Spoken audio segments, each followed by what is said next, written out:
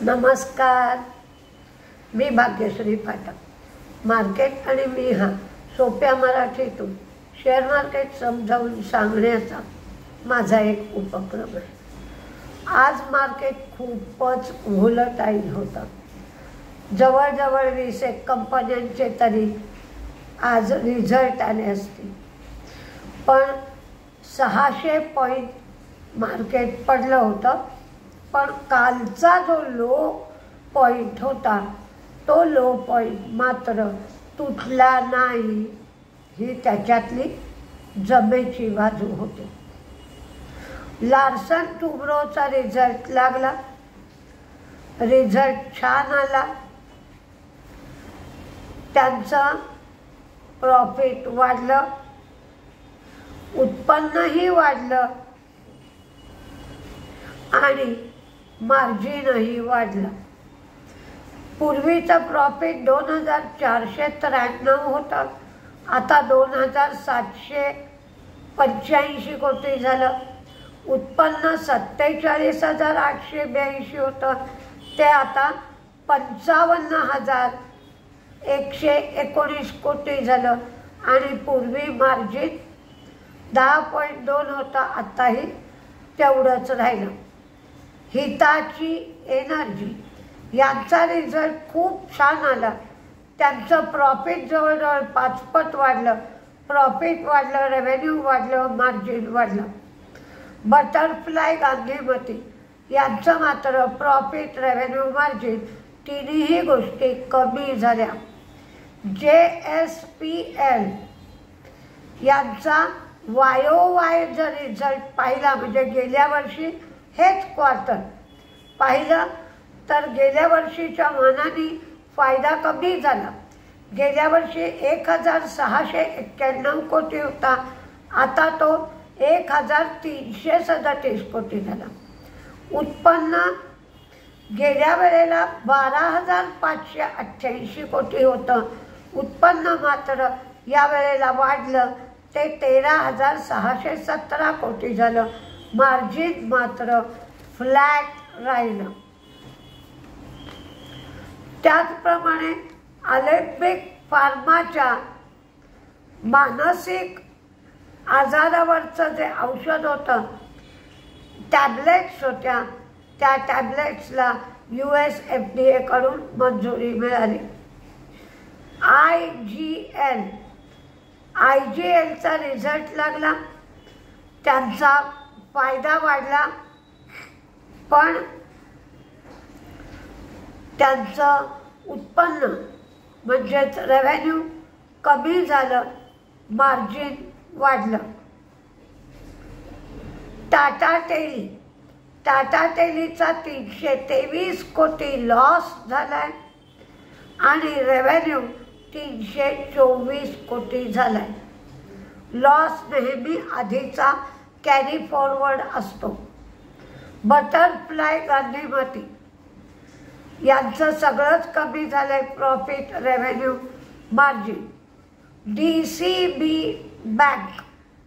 DCB बँकेचं profit वाढलं, revenue वाढलं. असं जरी असलं तरी त्यांचे ग्रॉस NPA सुद्धा वाढलेत आणि नेट NPA सुद्धा वाढलेत, हे चांगलं नाही. कर्नाटक बँकेचा प्रॉफिट वाढला, 370 कोटीचा 400 कोटी.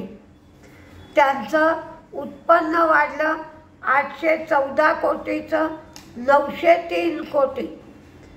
पण त्यांचे NPA, ग्रॉस NPA पण वाढलेत आणि नेट NPA पण वाढले.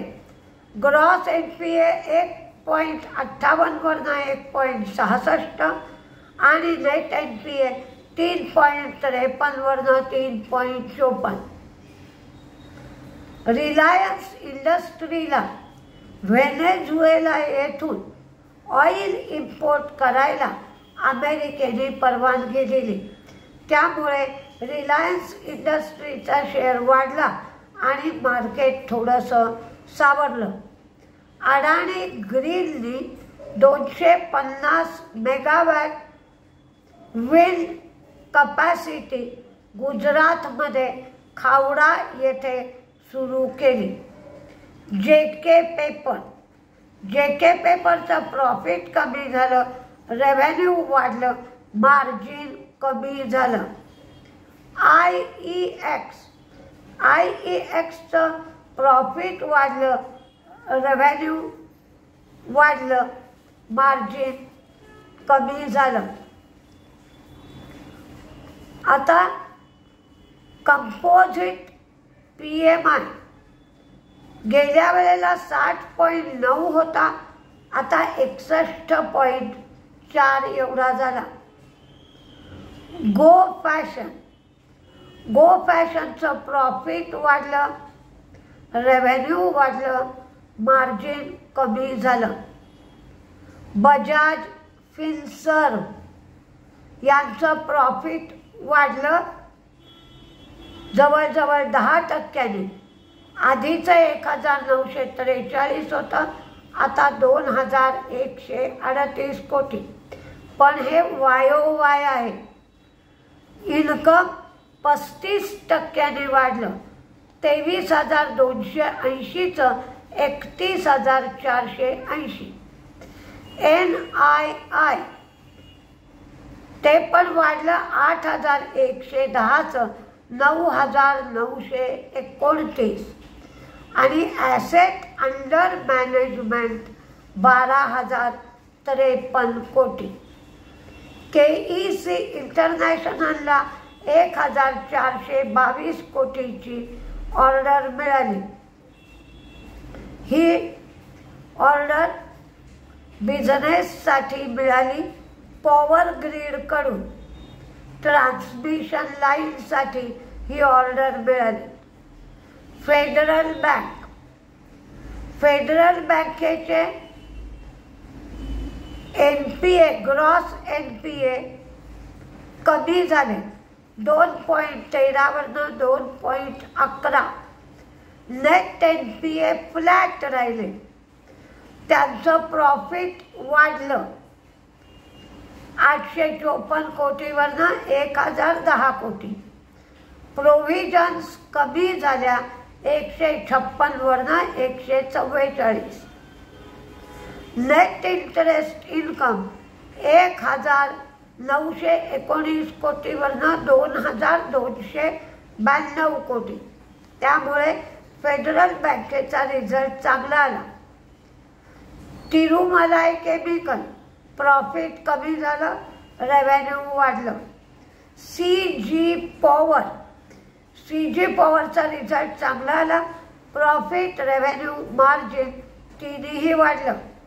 राणे मद्रास ही तोट्यातून फायद्यात आली. 14 कोटी तोटा होता, त्याचा 3.45 कोटी फायदा झाला. उत्पन्न मात्र कमी झालं, मार्जिन वाढलं. KPIT quarter on quarter result आहे, फायदा वाढला, उत्पन्न वाढलं, मार्जिन वाढलं. ग्लोबल हेल्थनी म्हाडानी जी टेंडर टाकायला सांगितली होती तसं टेंडर टाकलं होतं. त्यानुसार त्यांना जोगेश्वरीमध्ये 8,859.14 स्क्वेअर मीटर एवढी जागा 125.11 कोटीला मिळाली आणि त्याच्यामध्ये ते 500 बेडचं हॉस्पिटल काढणार आहेत. वेल्स्पन लिव्हिंग हिने बायबॅक जाहीर केलाय. 220 रुपयांनी बायबॅक करणार आहेत. बायबॅकवरती 278 कोटी रुपये खर्च केले जातील आणि त्यांचे प्रॉफिट वाढले, त्यांचे रेव्हेन्यू वाढले, पण त्यांचं मार्जिन कमी झालंय. वेदांता 26 जुलैला डिव्हिडंड डिक्लेअर करणार आहे. त्यांनी जर डिव्हिडंड डिक्लेअर केला तर त्याची रेकॉर्ड डेट 3 ऑगस्ट ही असेल. बिग ब्लॉक कन्स्ट्रक्शन यानी एकास एक बोनस दिलाय। ते सिमेंटचे ब्लॉक तयार करतात आणि त्यांनी 40 पैसे डिव्हिडंड दिलाय। हा शेअर 273 रुपयाच्या आसपास आहे। BIGBLOC big block. Orion pro यांचा फायदा वाढलाय, रेव्हेन्यू वाढलाय। महिंद्रा लाईफ यांचा 4 कोटी तोटा होता, तो आता 12 कोटी फायदा झालाय, म्हणजे तोट्यातून फायद्यात आले। उत्पन्नही वाढलंय। व्ही गार्डचं प्रॉफिट वाढलं, रेव्हेन्यू वाढलं, मार्जिन वाढलं। पेट्रोनेटचा रिझल्ट चांगला आलाय, त्यांचं प्रॉफिट वाढलं, रेव्हेन्यू कमी झालं पण मार्जिन वाढलं। सिंजीनचा रिझल्ट चांगला आला नाही, प्रॉफिट, रेव्हेन्यू, मार्जिन सगळं कमी झालं। CG पॉवर यानी GG ट्रानिमॅक्स मध्ये 55% स्टेक 319 कोटीला ते घेणार आहेत। रामकृष्ण फोर्जिंगचं प्रॉफिट कमी झालं, रेव्हेन्यू वाढलं, मार्जिन कमी झालं। SBI लाईफ त्यांचं value of new business margin 26.8% आलं। व्हॅल्यू ऑफ न्यू बिझनेस 970 कोटी झाली। APE वाढलं, म्हणजेच ॲन्युअल प्रीमियम इक्विव्हॅलंट। ते पूर्वी 3030 कोटी होतं, आता ते 3640 कोटी झालं। ॲक्सिस बँकेचा क्वार्टर ऑन क्वार्टर रिझल्ट आहे। Gross NPA 1.54, net NPA 0.34। Gross NPA वाढले, नेट NPA वाढले। त्यांचा फायदा 5797चा 6035 कोटी आणि त्यांचं नेट इंटरेस्ट इन्कम 11,959 वरनं 13,448 कोटी। त्यांच्या प्रोव्हिजन मात्र वाढल्या 1,185 वरनं 2,039। पण या ॲक्सिस बँकेच्या रिझल्टमध्ये ग्रॉस NPA वाढलेत, नेट NPA वाढलेत आणि प्रोव्हिजन पण वाढले। या तिन्ही गोष्टी चांगल्या धरल्या जात नाही, त्यामुळे त्या दृष्टीने या रिझल्टकडे तुम्हाला पाहावं लागेल। मी पुढच्या महिन्यात 10-11 तारखेला कोर्स ठेवलाय, 10 आणि 11 ऑगस्ट।